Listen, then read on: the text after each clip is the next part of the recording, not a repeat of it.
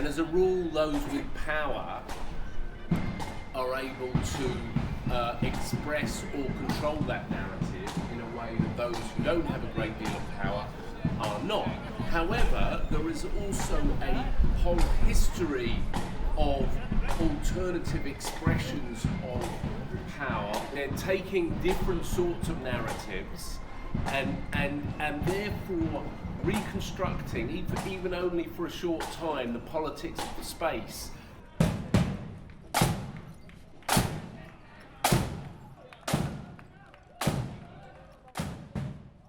Art, Conflict and Technology in Northern Ireland is a cross-listed course developed by Professors John Carson, Jennifer Keating and Illah Nourbakhsh. This course facilitates students' exploration of visual and literary art associated with the period of violence in Northern Ireland from 1968 to 1998, known as the Troubles, and recent developments caused by Brexit, Britain's proposed exit from the European Union. Students examine the fluctuating development of democratic processes, individual and group public performance, and the influence of technologically crude as well as highly sophisticated tools on communities emerging from strife. Legacies of conflict and post-conflict reconciliation in Northern Ireland have held international attention since the early days of the Troubles. The intensity of the violence and subsequent internationally monitored peace negotiations has resulted in significant research and artistic production in the UK, Ireland and abroad since the late 1960s.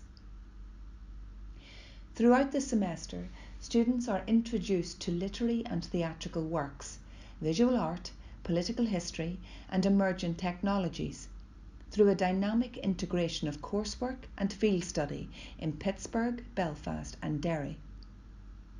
On a visit to Northern Ireland over spring break, students meet with artists, writers, legislators, community organisers, academics and ex-combatants to learn about their past experience and current motivations. Students analyse artistic practice, peacekeeping initiatives and performance of identity in relation to the historical framework from which it emerges. They are asked to process their experience and document their responses through original creative work. An underlying focus on technological advancement throughout the period allows students to consider the direct and indirect influence of technology on the conflict. Examples range from military and medical innovations to developments in media coverage and surveillance, to the ways in which artists have appropriated technological tools and utilised new media. Based on input from Create Lab, which focuses on the development of technology as a means for individual education and empowerment, students learn to work with Create Lab's technology to gather and build final projects that respond to course materials and on-the-ground experience in Northern Ireland. These projects range from digital maps and sculptural installations to socio-political analyses and original films.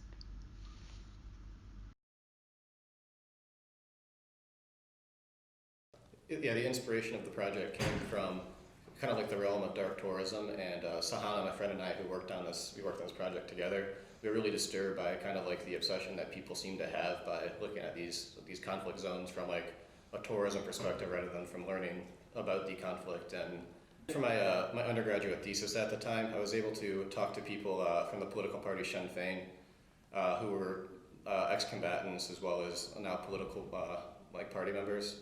And then on the loyalist side, I was able to talk to people that currently are still implementing the peace agreement. All of my research kind of, what I'm trying to look at is like the interactions of international advisors and like peace negotiators to find out the different strategies that people on the ground actually achieve peace. So in Northern Ireland, I was talking to people that were particularly involved in the peace process in Colombia, a conflict that ended in 2016.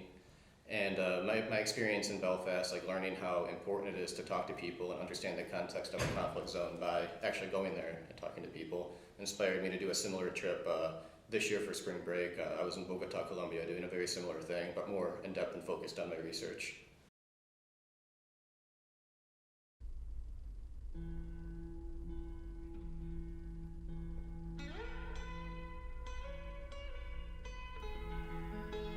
A long, long time ago, the world boiled over and was forced to come to an overwhelming conclusion. The world was strife with conflict and disparity.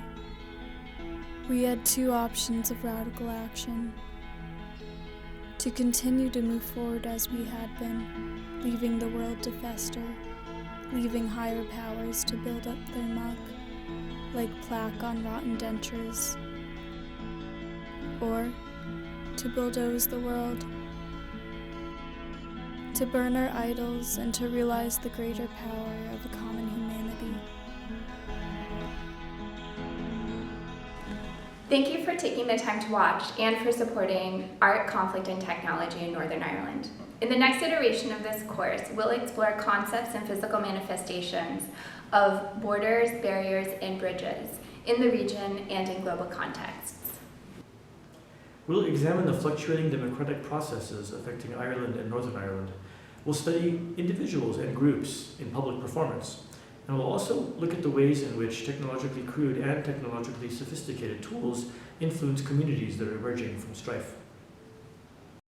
We will use our analytical lens that focuses on figurative and literal borders, barriers, and bridges as points of comparison for exploring work produced in Belfast, Derry, and Dublin, alongside circumstances and artistic practice in present-day Pittsburgh, Ciudad Juarez, Jerusalem, and Soweto.